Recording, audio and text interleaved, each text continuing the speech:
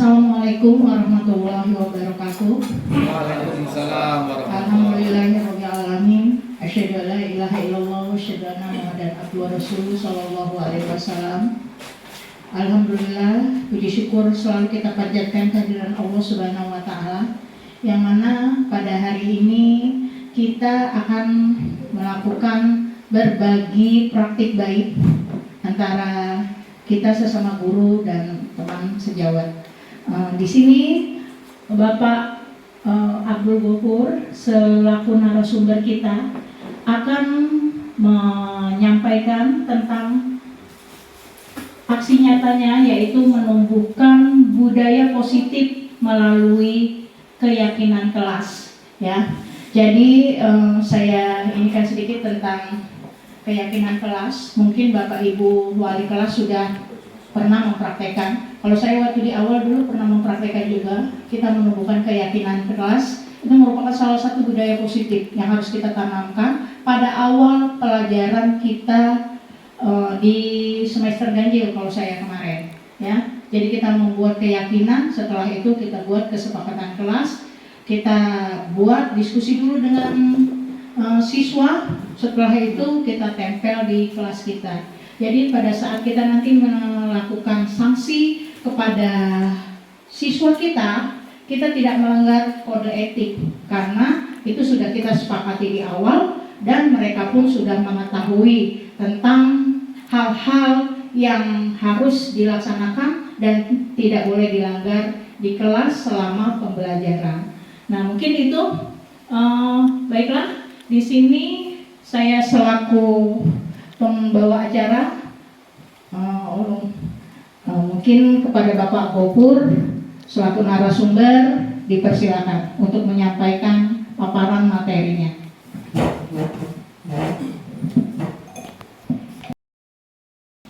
Terima kasih atas waktunya yang diberikan oleh Bapak Ibu Guru atas penyampaian atau pengimbasan yang mau sampaikan ke Bapak Ibu Guru di SMP 1 Atap 3 Jati Agung ini, bahwanya saya mendapatkan tugas aksi nyata 1.14.A.9. Ada 9A, 91. Nah, pada hari ini saya akan menyampaikan tentang budaya positif. Nah, Bapak Ibu, kita tahu di sekolahan kita sedang gencar-gencarnya observasi kaitannya dengan budaya positif di masing-masing sekolahan. Nah, dengan judul budaya positif ini, forum diskusinya berbagi aksi nyata. Ini disusun oleh Abdul Ghafur, SPD CGP Angkatan 10, SMPN 1 Atap 3 Jati Agung. Yang pertama, menumbuhkan budaya positif melalui keyakinan kelas. Ya, latar belakang itu budaya positif di sekolah sangatlah penting untuk mengembangkan anak-anak visi guru penggerak. Oleh karena itu, budaya positif harus ditumbuhkan secara berkesinambungan dan konsisten.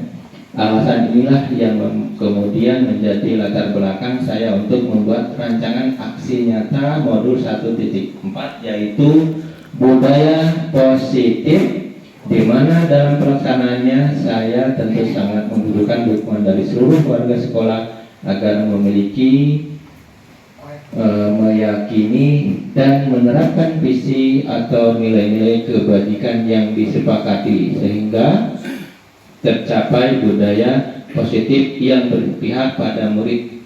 Murid tidak suka peraturan, ini latar belakangnya. Sebetulnya di blog ini tadi. Ya, murid tidak suka peraturan, cenderung berperilaku tidak disiplin dan hanya terlihat patuh apabila mendapatkan motivasi dari luar dirinya. Murid perlu memiliki nilai kesadaran dari dalam dirinya akan pentingnya disiplin positif. Ini yang diambil oleh Bu Novi kemarin ya.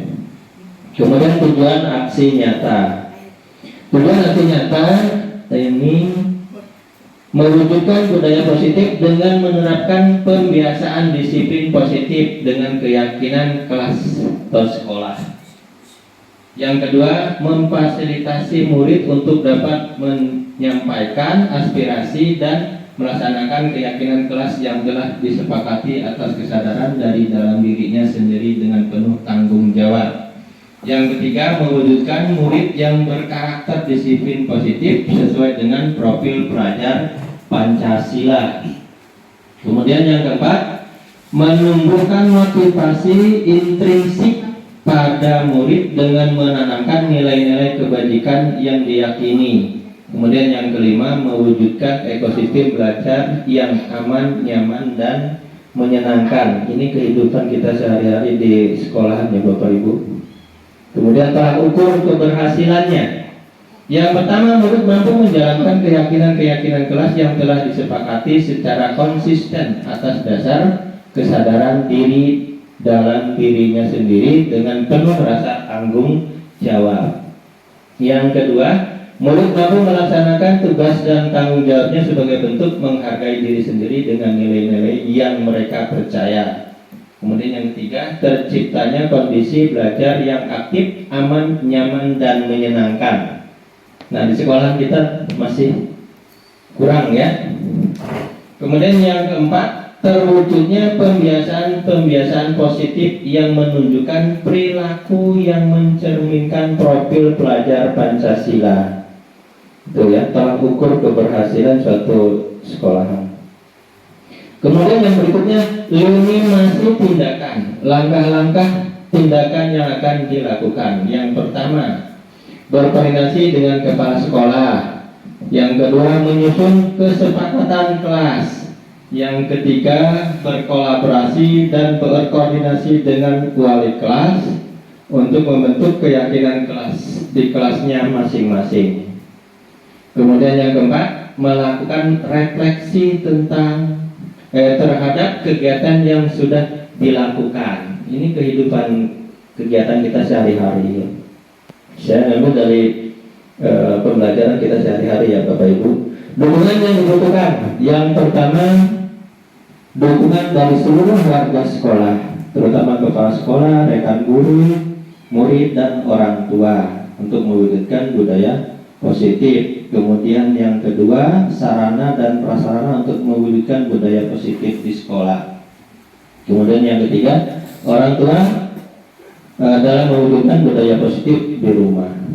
Yang berikut ini merupakan kegiatan diseminasi di sekolah mengenai pemahaman dan pengalaman budaya positif.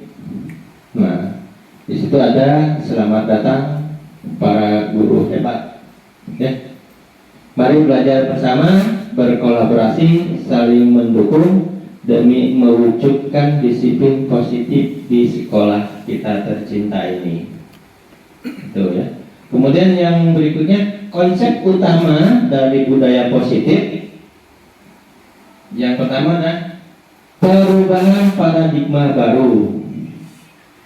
Disiplin positif, kebutuhan dasar manusia, motivasi perilaku manusia, posisi kontrol, restitusi, keyakinan kelas, segitiga restitusi. Nah, yang segitiga restitusi kemarin itu yang saya kirim di video itu ya Bapak Ibu, itu segitiga ya penjelasannya. Pembelajaran dengan cara paradigma baru dirancang berdasarkan prinsip pembelajaran yang terintegrasi sehingga setiap siswa belajar sesuai dengan kebutuhan dari tahap perkembangan untuk mewujudkan profil pelajar Pancasila. Kita sudah tahu semua tentang profil pelajar Pancasila seperti apa. Kemudian yang kedua, disiplin positif. Nah, disiplin positif dimaknai menjadi sesuatu yang dilakukan seseorang pada orang lain untuk mendapatkan kepatuhan. Kita cenderung menghubungkan kata disiplin dengan ketidaknyamanan sebagai pendidik. Nah, tujuannya menciptakan anak-anak yang memiliki disiplin diri sehingga mereka bisa berperilaku dengan mengacu pada nilai-nilai kebajikan universal dan memiliki motivasi intrinsik bukan ekstrinsik. Jadi kalau intrinsik itu dari dalam diri sendiri, kalau ekstrinsik dari luar. Contoh, kita memberikan hadiah, jadi ada imbalan dari luar. Tapi kalau dari dalam diri sendiri, saya harus dapat ranking 1. Nah itu namanya intrinsik. Tapi kalau dari luar, oh nanti saya dapat hadiah dari bapak ibu guru, itu namanya ekstrinsik. Ya perbedaan itu. Nah bapak ibu hati-hati juga untuk memberikan hadiah atau reward ke anak itu, ternyata itu merupakan hukuman, bukan hadiah. Setelah saya ikut CGP ini, ada pemahaman kita memberikan hadiah ke anak itu ternyata memberi hukuman. Nanti anak terbiasa untuk menerima di pikirannya hadiah. Itu ekstrinsik, itu menghukum anak sebetulnya. Jadi di otaknya tertanam, nanti saya kalau giat belajar dapat juara 1, ranking 1, dapat hadiah. Itu sudah menghukum kita sebetulnya. Jadi hukum itu bukan hukum fisik aja, ternyata memberikan reward juga itu hukuman. Gitu ya. Nah kebutuhan dasar manusia bertahan hidup pasti ya. Kita gimana caranya harus bertahan hidup. Kasih sayang dan rasa diterima. Ini kadang-kadang kita pada anak-anak tidak ya. Kita yang harus diperhatikan, bukan kita memperhatikan anak. Nah anak itu pengennya disayang, diterima. Maka kadang-kadang anak-anak kita berontak gitu ya. Kemudian yang ketiga, penguasaan. Nah anak itu pengen menguasai, karena kita menguasai anak-anak sebetulnya nggak boleh. Kemudian yang keempat, kebebasan. Anak-anak itu memiliki kebebasan yang dia inginkan, tapi kita nggak, dikekang sama kita. Kebanyakan seperti itu ya. Harus masuk jam 7:30 harus masuk net. Sementara anak mungkin ada sesuatu hal di rumahnya atau bangun siang atau semalamnya habis bantuin orang tua, nggak tahu kita. Kemudian yang terakhir, nomor 5, kesenangan. Nah setiap makhluk hidup memiliki kesenangan, sama anak-anak juga gitu memiliki kesenangan. Motivasi perilaku. Nah motivasi perilaku ini yang pertama, menghindari ketidaknyamanan dan hukuman. Nah murid melakukan disiplin diri karena ia takut dihukum. Menghargai nilai-nilai kebajikan diri sendiri. Nah murid melakukan disiplin diri karena sadar akan nilai-nilai kebajikan dirinya. Ini yang disebut dengan intrinsik, kemauan dari dalam dirinya sendiri. Itu. Jadi kita kadang-kadang mencabut anak supaya rajin belajar. Kalau sudah tumbuh dari dirinya sendiri intrinsik, maka dia akan berpikir positif. Kemudian yang berikutnya, konsep disiplin dengan identitas gagal. Yang pertama, hukuman. Nih harus beda, saya juga masih belum paham betul membedakan antara hukuman dengan penghargaan atau konsisten. Ya, konsekuensi ya. Saya bolak-balik kemarin di tes itu antara hukuman dengan konsekuensi. Ternyata di sini dibedakan. Hukuman itu menyakitkan, tidak nyaman, takut, memaksa. Kemudian murid akan menyembunyikan kesalahannya. Yang keenam, murid menjadi rendah diri. Jadi tidak boleh kita lakukan menghukum anak. Kemudian penghargaan, tidak efektif, merusak hubungan, mematikan kreativitas, menghukum dengan sistem ranking, merampas hak menghargai dirinya. Ini Bapak Ibu, untuk hukuman, kita kadang menghukum anak ya. Kita tidak sadar sudah menyakiti anak. Dia tidak nyaman, kemudian takut. Kita memaksa, anak itu terpaksa melakukan karena takut. Nah dia secara tidak langsung akan menyembunyikan kesalahan dia. Dan yang terakhir itu merasa rendah diri, mentalnya terganggu. Nah untuk penghargaan juga sama. Kita memberikan hadiah itu tidak baik. ya, tidak bagus ya, karena secara tidak langsung akan mematikan kreativitas mereka, merusak hubungan, merampas hak menghargai dirinya. Itu perbedaan antara hukuman dengan penghargaan. Ada konsekuensi. Contoh nih Pak Heri. Pak Heri sebelum olahraga, anak-anak sudah muter dulu 5 kali putaran ya, sebelum lari. Tapi ada anak telat. Itu gimana yang terjadi? Dihukum kan? Suruh lari juga 5 putaran. Itu hukuman bukan? Bukan. Padahal Pak Heri kamu lari sana 5 putaran. Itu bukan hukuman, tapi itu konsekuensi dia telat karena yang lainnya sudah melaksanakan, sudah melakukan. Gitu. Kemudian konsep disiplin dengan identitas sukses. Nih konsekuensinya ini kan muncul ya, konsekuensi menguatkan jangka pendek, perlu monitoring berkelanjutan. Kemudian stimulus respons, murid menghormati peraturan, kehilangan waktu untuk merenungi kesalahan. Restitusi, murid bertanggung jawab untuk perilakunya, fokus pada pemecahan masalah. Kemudian murid menghormati dirinya dan orang lain. Teori kontrol, dirinya memegang kontrol dirinya, maka dia akan sadar apa yang dilakukan itu salah atau tidak. Maka yang berikutnya konsep disiplin pendekatan restitusi, sebuah cara menanamkan disiplin positif pada murid. Nah, pengertian restitusi adalah proses menciptakan kondisi yang bagi murid untuk memperbaiki kesalahan mereka sehingga mereka dapat kembali ke kelompok mereka dengan karakter yang lebih kuat. Ini menurut Gessen ya, 2004. Yang berikutnya ciri-ciri restitusi. Yang pertama, bukan menemu kesalahan ya. Apa ini menebus kesalahan? Ya, menebus kesalahan, namun belajar dari kesalahan, memperbaiki hubungan, tawaran bukan paksaan, menuntun untuk melihat ke dalam dirinya, mencari kebutuhan dasar, fokus pada karakter bukan tindakan, menguatkan dan fokus pada solusi. Ini mohon maaf Bapak Ibu, baru semalam saya pulang dari Kalianda, lembur. Kemudian keyakinan kelas. Mengapa keyakinan kelas? Mengapa tidak peraturan kelas? Ya.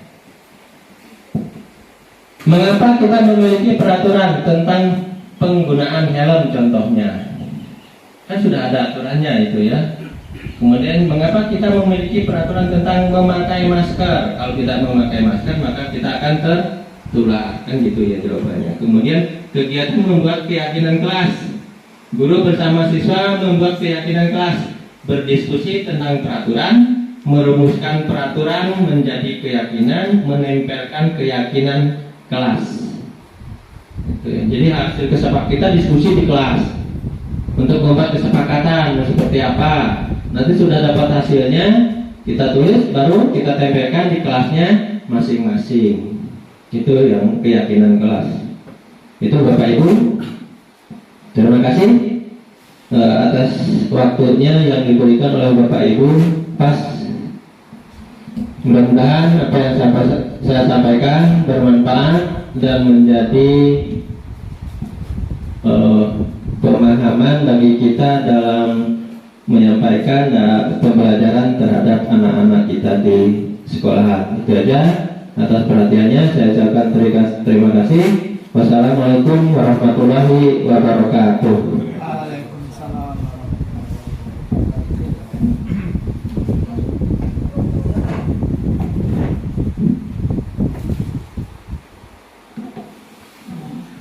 Baiklah Bapak Ibu guru sekalian, tadi sudah kita saksikan bersama paparan dari Bapak Abdul Ghafur tentang budaya positif membuat keyakinan kelas, ya. Dan ini merupakan ilmu yang baru mungkin bagi kita. di kurikulum Merdeka, ya. Dan mudah-mudahan di awal semester ganjil nanti masing-masing kita sebagai guru dan sebagai wali kelas kita bisa membuat keyakinan dan kesepakatan kelas di kelas kita masing-masing, ya. Dan baiklah, setelah ini mungkin kita buka forum tanya jawab ya Pak Guru ya.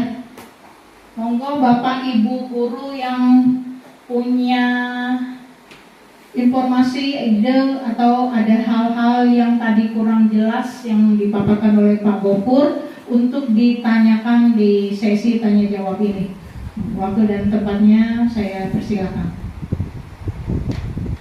Ayo dari Pak Sarif, kira-kira Pak. Saya masih agak bingung ketika memberikan siswa tentang hadiah gitu. Itu merupakan hukuman ya kan? Iya. Reward, iya, penghargaan. Tapi dia cenderung berpikiran tidak dari dirinya sendiri, tapi mengharapkan yang lain. Nah itu yang saya bingung.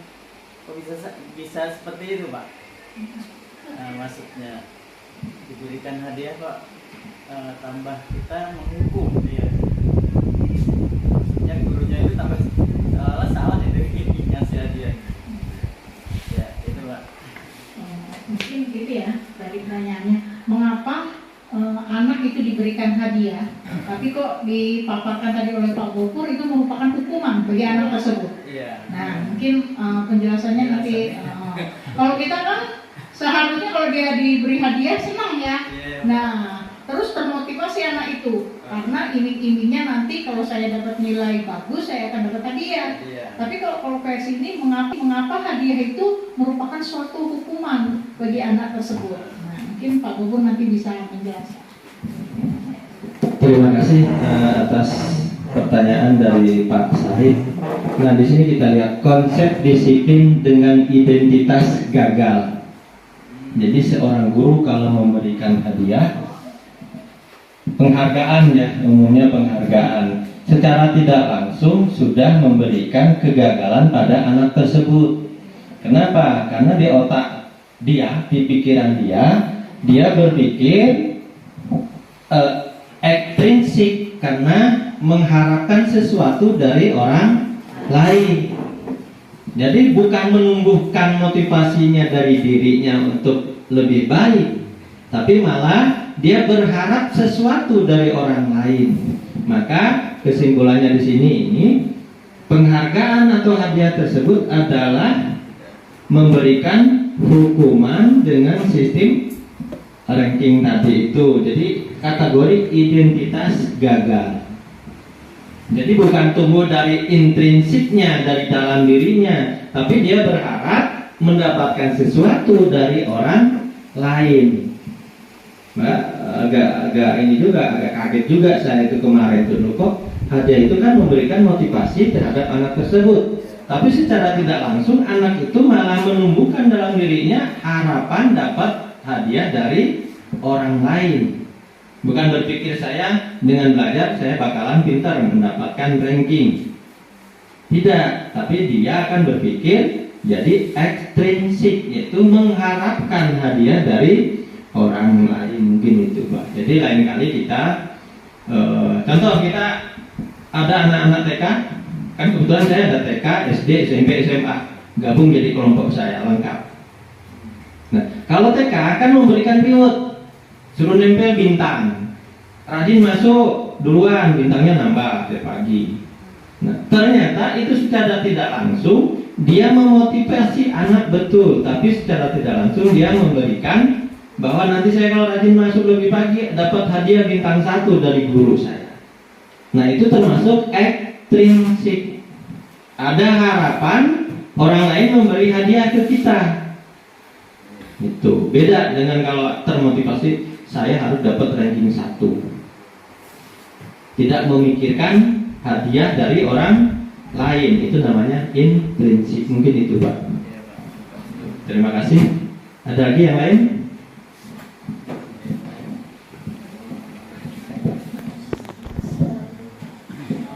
Dan ini Bapak Ibu tadi Tadi yang saya tempel, yang baru dipoto tadi ini, baru ini tadi saya buat. Foto ini ya, baru saya tempel tadi. Fotonya masih hangat ya Pak. Baru tadi. Nah mungkin seperti itu ya pemaparannya Mas Arif ya. Iya, Bu. Ya, karena itu kalau intrinsik itu kan dari dalam diri anak itu. Nah, yang mau kita gali sebenarnya dari anak itu adalah motivasi intrinsik, jangan ekstrinsik karena ada hal-hal di luar dari dalam diri anak tersebut. Ya, sebenarnya kalau anak itu sudah terpacu, termotivasi, oh saya harus bisa, saya harus mampu, dia akan belajar dengan sendirinya. Nggak harus diiming-imingi dengan tadi itu reward atau hadiah. Tapi menumbuhkan itu di dalam diri seorang anak itu memang agak sulit. Sampai sekarang pun anak kita sendiri pun kadang kita susah untuk menumbuhkan motivasi belajar itu agak susah gitu. Ya. Nah mungkin ada lagi Bapak Ibu yang lain yang ingin ditanyakan? Bu Jarona kira-kira pernah punya pengalaman atau Sama di nggak? kelas? Gimana Pak Arwan? Gini, Pak Bapak pernah menyuruh Pak Herman, Pak latih anak-anak kalau hafal undang-undang nanti dikasih hadiah. Di balik hadiah, di balik hadiah berarti kan memberikan beban kepada anak. Sama nggak Pak artinya kayak gitu? Sama. Beban, memberikan beban kan. Tapi termotivasi juga dia. Biar dapat hadiah 10.000 ini. Nah, jadi dia mau menghafalkan undang-undang. Tapi di balik itu ada beban menurut saya tapi Pak. Terima kasih.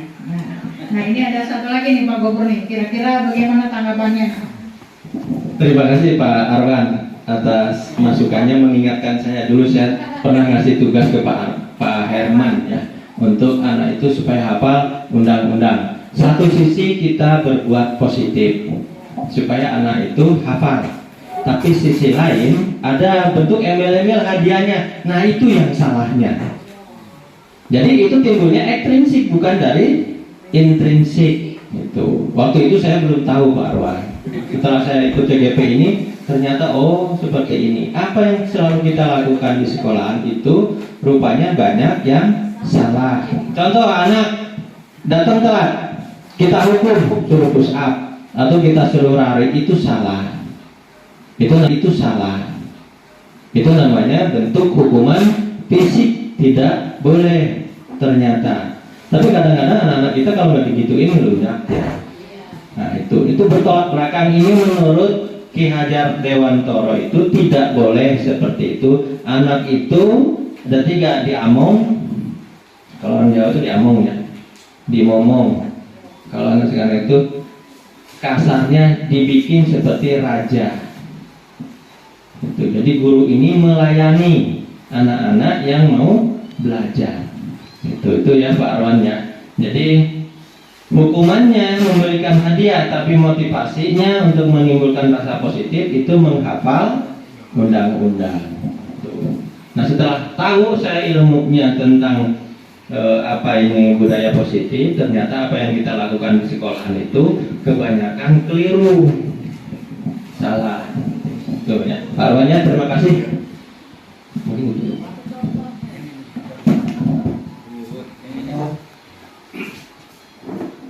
Nah mungkin setelah tadi dipaparkan oleh Pak Gopur, ya kedepannya mungkin diharapkan kita tidak salah lagi untuk mengeksekusi anak. Ya, kadang kita juga bingung. Kita memberikan reward salah, dan kadang kita memberikan hukuman juga salah. Ini yang benarnya yang mana sebenarnya? Nah, mungkin nanti ini pertanyaan saya juga. Apabila mamanya, apalagi untuk Pak Riz sebagai wakil kesiswaan, ya, apabila kita menemukan anak yang datang terlambat, istilahnya.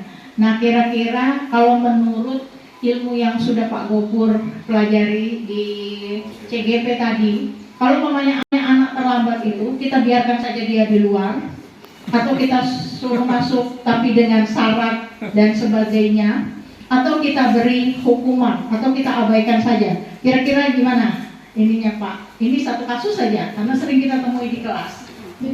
Oke, terima kasih. Ini kemarin yang ramai itu, waktu 2,5 jam tidak cukup Bapak Ibu diskusi di Zoom ya.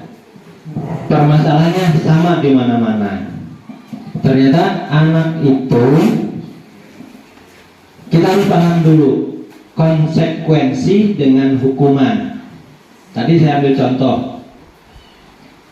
anak Pak Heri terlambat, tapi anak-anak yang lain sudah melakukan lari 5 putaran. Anak itu baru datang. Nah, Pak Heri melakukan hukuman, kan bahasanya hukuman ya, nyuruh anak lari 5 putaran. Itu bukan hukuman, tapi itu namanya konsekuensi. Kalau hukuman tadi ini, betul yang disampaikan Bu Nopi, anak-anak telat dipanggil, suruh berdiri, dijemur di lapangan, suruh hormat bendera. Itu perlakuan yang keliru, tidak boleh. Nah, tadi dijelaskan di sini, ini salah satunya, menyakitkan, tidak nyaman, murid takut, memaksa, menyembunyikan kesalahannya, kemudian menjadi rendah diri. Itu yang akan terjadi pada diri anak.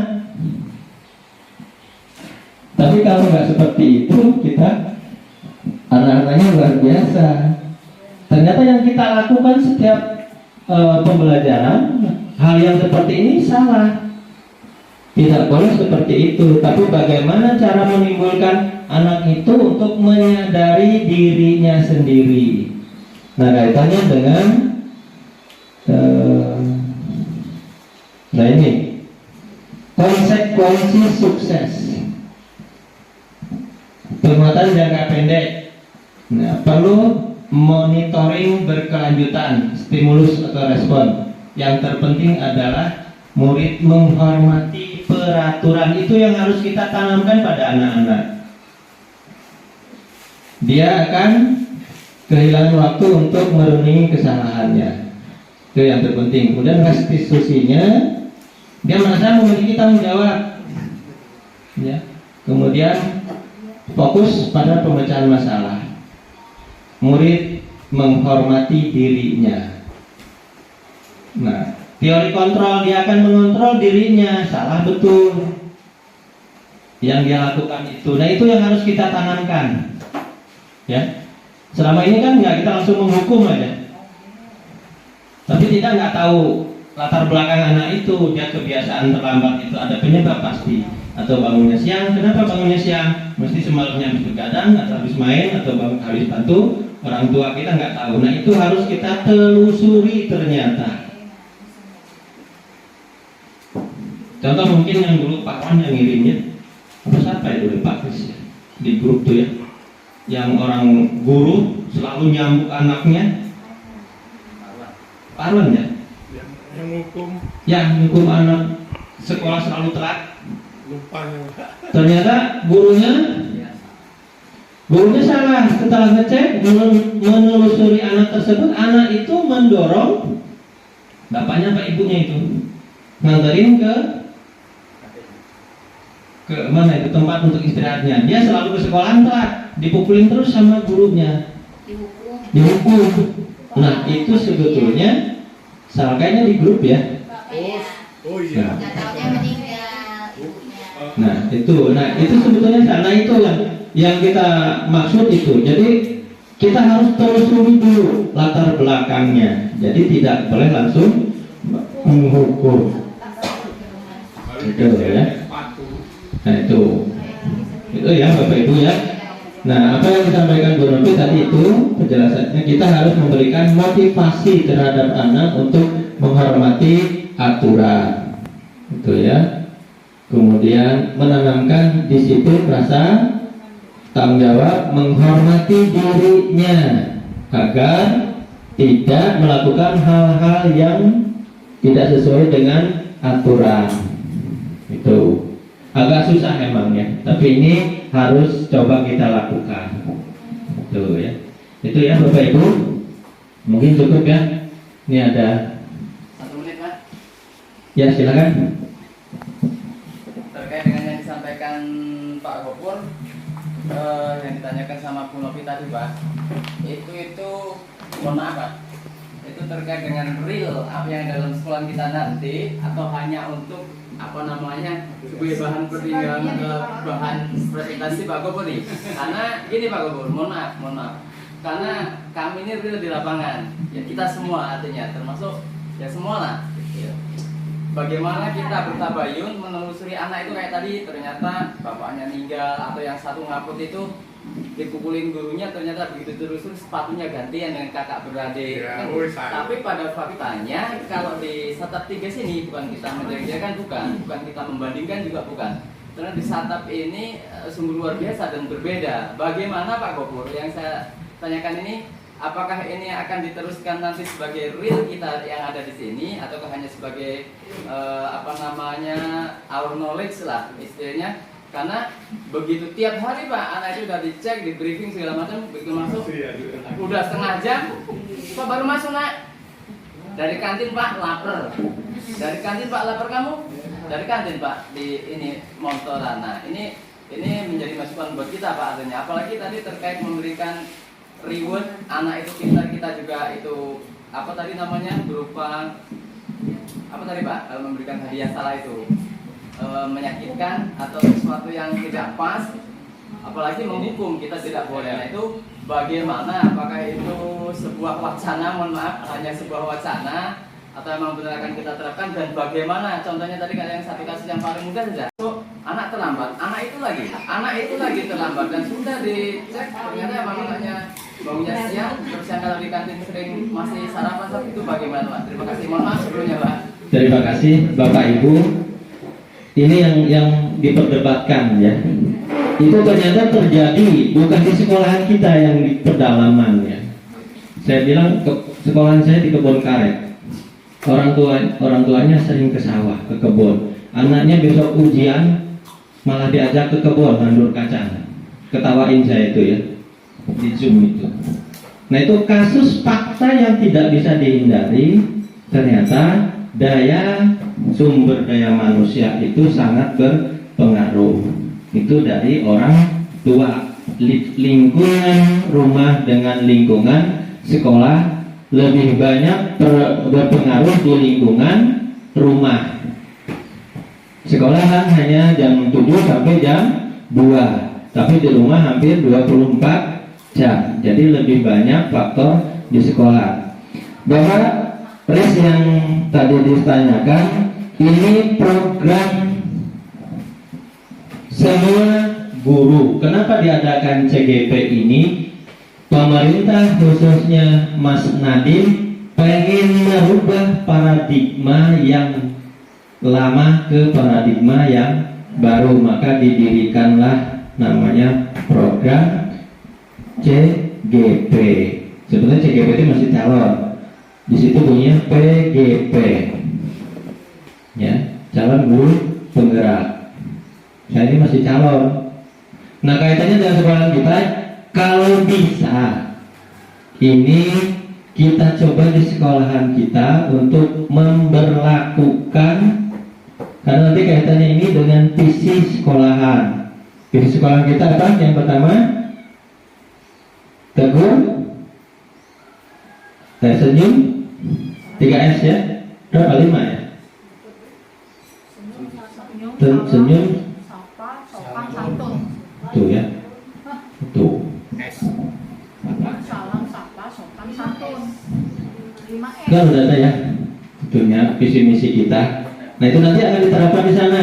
Emang sangat berat untuk melakukan itu ya. Tapi kita coba nanti. Luar biasa emang. Yang jelas senang tidak ada ya. Tapi harus kita coba. Paling tidak anak itu merubah yang tadinya agak liar ya menjadi agak liar dikit. Tadinya liar jadi agak liar, jadi agak berkurang gitu ya. Ini saya coba nanti, karena gini Pak Riz, nanti akan ada survei, akan ditanya gurunya, akan ditanya anaknya, sudahkah itu diberlakukan di sekolahan. Itu nanti saya juga akan terjun secara tidak langsung, saya akan terjun untuk membantu Bapak Ibu guru menerapkan apa yang saya programkan ini. Itu mungkin ya Pak Riz, kita coba nanti. Jadi bukan hanya sekedar untuk laporan, tidak, tapi ini real, nanti harus dilaksanakan ya, paling tidak 2-3 poin lah. Maka tadi saya dari awal berapa? Apa P5 kita yang mau kita angkat? Karena kaitannya nanti ke sini. ke profil pelajar Pancasila yang ada di atas tadi. Nah ini ya, pembelajaran dengan paradigma baru. Itu ya, Bapak Ibu. Kita coba nanti ya, Haris. Itu. Mudah-mudahan nanti tolong kawan-kawan bantu untuk merubah anak-anak kita ke yang lebih baik. Dari dulu saya sampaikan, Bapak Ibu guru untuk open, ya, bukan open tapi open, bukan tangannya aja yang open, tapi harus sambil bergerak. Maka ada di CGP ini bergerak tergerak, bergerak, menggerakkan. Artinya tergerak, kemudian menggerakkan, tergerak, bergerak, menggerakkan. Itu. Ini filosofinya di CGP. Itu mungkin ya Bapak Ibu. Mudah-mudahan apa yang saya sampaikan Bapak Ibu memahami walaupun hanya masih dalam bayang-bayang. Terima kasih.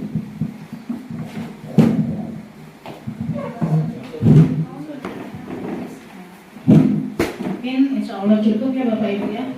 Dan mudah-mudahan ini suatu ilmu yang sangat bermanfaat bagi kita, yang mungkin nanti ke depannya bisa kita terapkan bersama-sama. Kita saling sharing, saling berbagi, mungkin seperti apa nanti bentuk hukuman kepada siswa, seperti apa nanti bentuk reward kepada siswa, yang nantinya mungkin bermanfaat untuk memotivasi kita agar lebih maju ke depannya.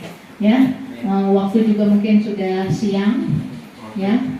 Apabila sudah tidak ada lagi pertanyaan dari Bapak Ibu guru, mungkin acara berbagi praktik baik tentang budaya positif, membuat keyakinan kelas dan membuat budaya melalui keyakinan kelas ini kita tutup sampai di sini. Apabila ada kata-kata saya yang kurang berkenan selaku pembawa acara, saya mohon maaf yang sebesar-besarnya, dan kepada Allah saya mohon ampun. Kita tutup acara ini dengan sama-sama mengucap hamdalah. Baiklah, selaku pembawa acara, saya ucapkan terima kasih atas partisipasi Bapak Ibu guru, atas respon-respon yang positif dari Bapak Ibu guru untuk kemajuan sekolah kita bersama, dan khususnya juga semoga Bapak Abdul Ghafur nanti dari guru penggeraknya lulus, ya, sehingga ilmunya nanti bisa berbagi lagi di lain waktu kepada kita semua. Ya, saya tutup dengan ucapan wassalamualaikum warahmatullahi wabarakatuh.